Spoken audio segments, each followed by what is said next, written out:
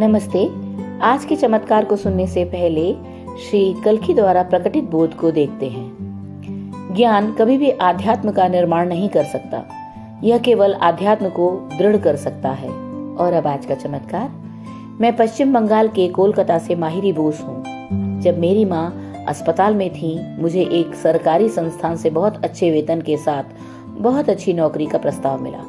उस समय मैं अपनी माँ के ठीक होने के अलावा और कुछ नहीं सोच सकती थी, इसलिए मैंने उस ऑफर को ठुकरा दिया।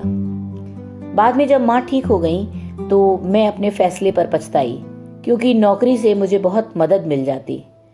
मैंने अपने प्रिय कल्कि से मुझे एक और अवसर देने की प्रार्थना की। मुझे आश्चर्य हुआ, कुछ दिनों के बाद मुझे एक अन्य सरकारी संस्थान से ऐसा ही प्रस्ताव मिला।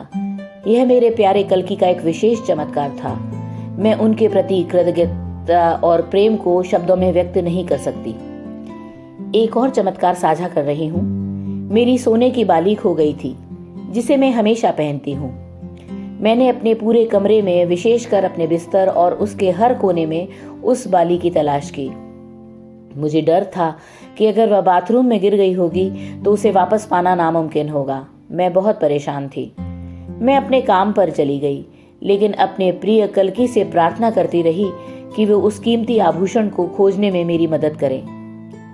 जब मैं रात को घर वापस आई तो मैंने पाया कि मेरी प्यारी बाली मेरे बिस्तर पर पड़ी है। सुबह सुबह मैंने हर कोने पर तलाश किया था, लेकिन वह कहीं नहीं मिली थी। और उस समय वह मेरे बिस्तर पर इस तरह से रखी हुई थी कि कोई भी इसे देखने से नहीं चूक सकता। ऐसा अद्भुत चमत्कार।